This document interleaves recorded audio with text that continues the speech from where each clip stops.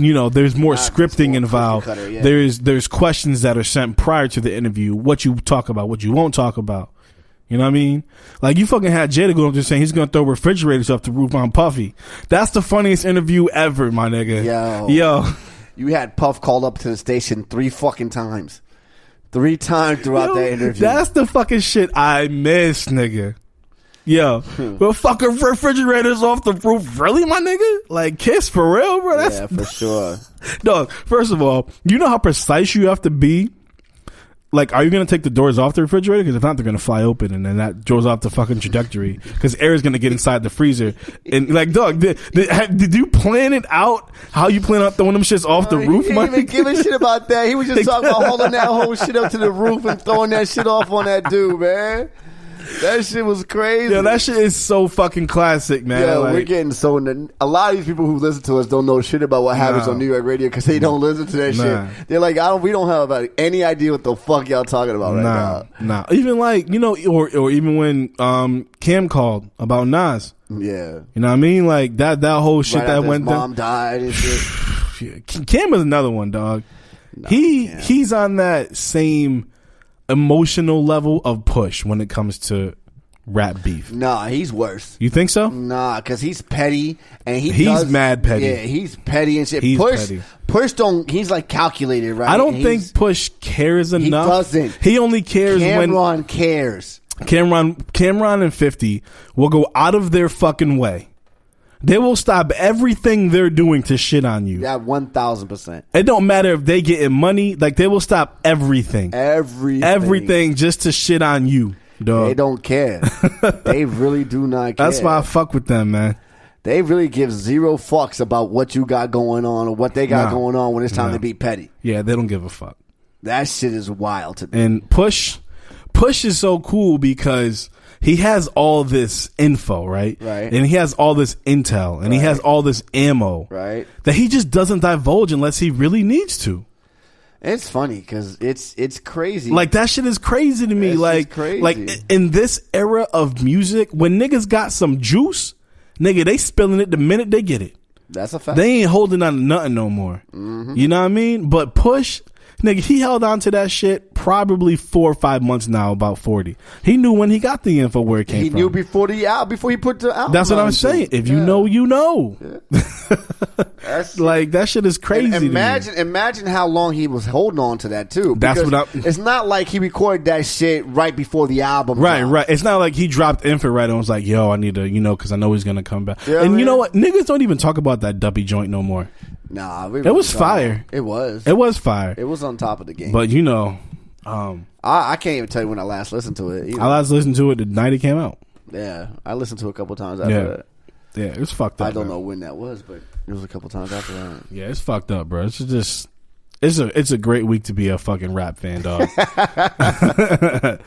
So, the funny thing is that with all the shit that drops now, with all the different, like, the podcasts and just let's talk about Joe for a second. The podcast, the State of the Culture, the 2 podcasts, because he really got 2 podcasts, the State of the Culture, and then his whatchamacallit interviews that he, the last one he had was with T-Pain. Oh, the pull-up joints. The pull-up joints. Them shits is, he's out here. I gotta give him he's out here. I gotta give him his respect for that. If you really think about it, it's full circle, right? Yeah. Because he really came in as he started out as a rapper. He was really the first rapper to utilize the internet. 1,000%. I mean, you can give him his credit or not. He was the first guy to utilize the internet. When he was dropping the Joe Budden TV. Joe Budden TVs. On Twitter. The fucking Joe Budden blog site.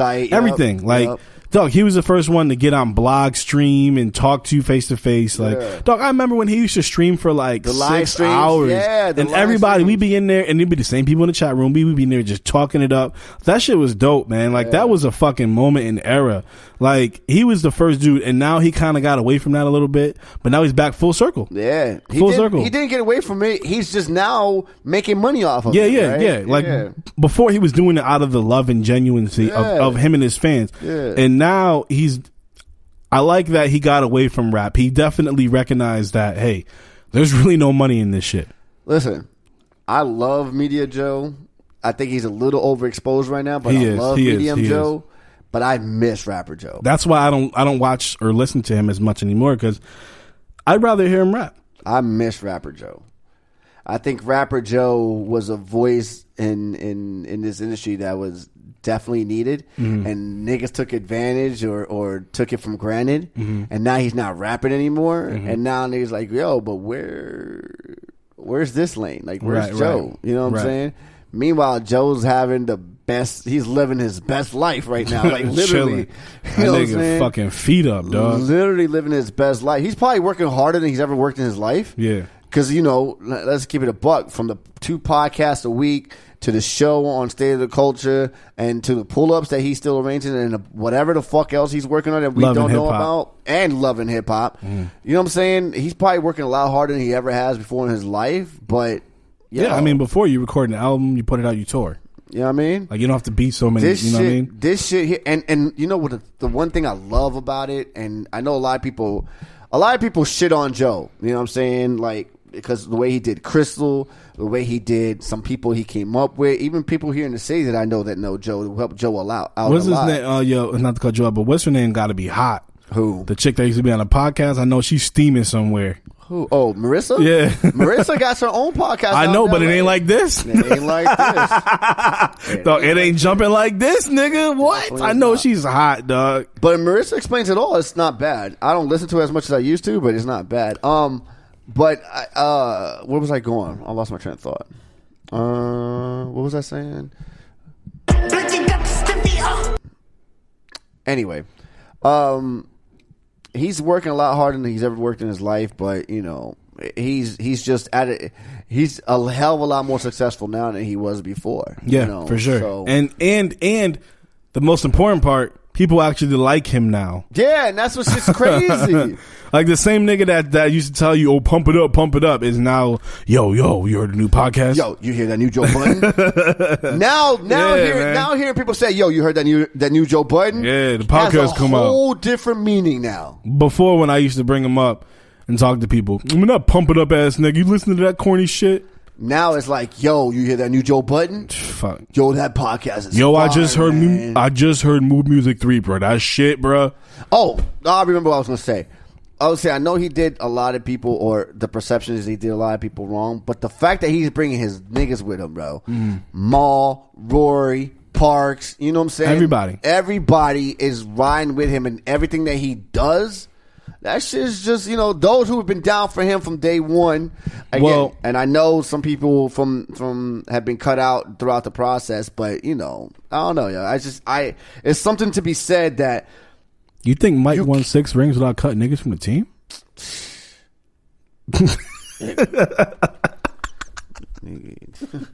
He wasn't carrying all the dead weight. That's what I'm saying. You think niggas ain't getting cut from the Bulls? He said, look, I got Randy Brown, but all these other niggas, yo, they gotta go. Like, I'll carry Randy. You know what I mean? Pete Myers is old, broke down. All right, I got him. Ron Harper, yeah, I remember from. Okay, I'll do him too. But all these other programs, no. If I'm gonna come back, these niggas gotta go. Yo, BJ, he gotta go. It's over for that nigga. Dog. Paxson, I need Steve.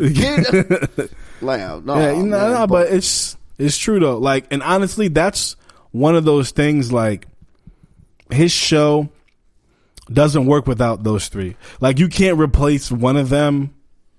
Like, with someone, like, it's not like how when he left. Oh, and he did the Complex show. Like, let's not forget that. Like, it's not like that where, you know, he can start something and then leave and it continues. If one of them leaves, the show is going to be corny. Yeah, it's not going to be as good. It's not going to be as good. That's what I'm saying. So it's like, where Maul started off being a special guest in Marissa's absence and shit Rory like that. too. That's how Rory started. Rory was always part of it. No, he wasn't. Yeah, he was on the first episode. No, he wasn't. No, he wasn't. Dog, come on. I'm telling you, when I used to listen to it every day, dog, go back. He started out being a friend of the show or a guest or whatever the fuck, and people started requesting him to be on there more. It was real early, but he wasn't on the beginning episodes. No, he was on the first episode. No, he wasn't, yes, dog. He was. I'm telling you. We're going to revisit it next week after you go back and listen to it, right, and then you can tell me I'm right. I'm going to tell you wrong. Nah. Shit, if you're not careful, I might tell you right now you're wrong. Nah. But no, man, but I just look, I really admire the fact that he's, again, and I because I know people personally who were a part of Joe's life who got cut out. So and I'm not gonna mention no names, but I get it. It's just his day ones, like the malls and the Rorys and shit like that, and the parks.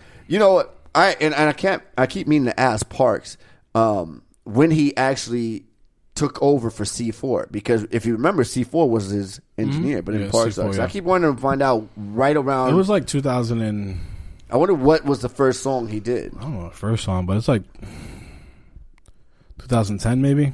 Nah, it was earlier than that. No, it was, because when was Moon Music 2? That was the last one with C4. 2005 and 5. So it had to be before. He wasn't on 2000. He wasn't on Moon Music 3. So who did Moon Music 3? I don't know, but it wasn't him. I want to say it was him. It wasn't. I know for a fact it wasn't him. Yeah, well, I don't know who it was. It wasn't him. We might have to look that up too. Yeah, we fact check. But I don't know, man. It's fucked up. Yeah, it kind of is. But at the same time, it's not. It's just, it's funny how who you hang with can positively or negatively affect 50. We'll go ahead and finish. Your success. Right? 50 said it the best. What are you saying? You get as far as you talk to. No, he said you'll get as far as you will get in life for the niggas you talk to for no reason. Say that one more time. You'll get as far in life as the niggas you talk to for no reason. Okay. All right. Very, very powerful quote. Makes a lot of sense if you think about it. I mean, if you think about it. If you're talking to a corner nigga all day, bullshitting with a corner nigga, fuck you think you gonna be? A corner nigga. You fucking with the top nigga all day, pause. You bullshitting with that nigga all day. Fuck you think gonna happen? Makes a lot of sense, bro. It does. It makes a whole lot of sense. It really does. And I think that's what it was.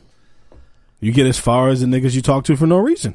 It's crazy, dog. It's crazy because the people you're around can directly affect. Oh yeah, 1,000 nigga. What 1,000? Where you are in life. Nigga, if you hanging with lames and losers all day, what you think you'll you gonna be? Lame and loser. But if you hang out with successful people, success, it's contagious. Yeah, it is.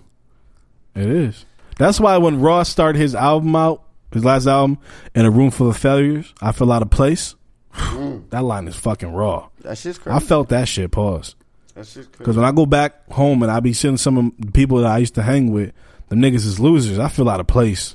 Like 1,000. I feel like I don't belong there. That's crazy. You know what I mean? Like I feel like damn, these niggas is fucking doing whatever. I'm fortunate, man, because the people I grew up with or I hang out with currently are all successful in their own right. They're not all millionaires or shit like that, but they're all successful in their own right. They chilling. Yeah, they can flick their light switch and not worry if that shit got come on or not. Yeah, I mean, that's how you win. So I don't know.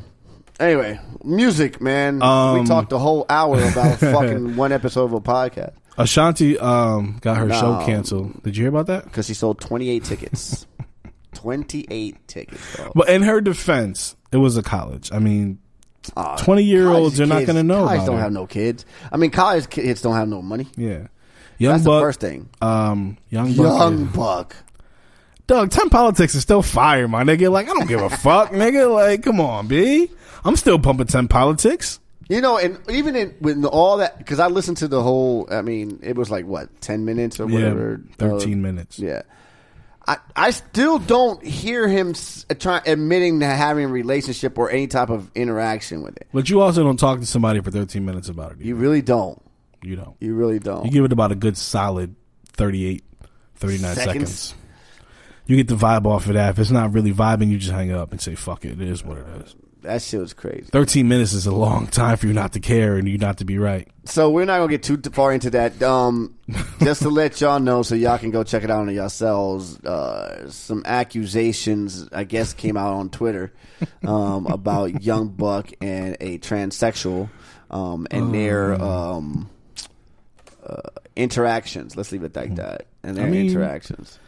It is what it is. I don't care because your music is good, man. I mean, if that's how you gonna get your jollies off, whatever. Dog, your music has not suffered in the past 8 albums you put out. Have all been good. So whatever. So keep doing what you're doing. You want to suck women dick, my nigga? By all means, fuck, I care.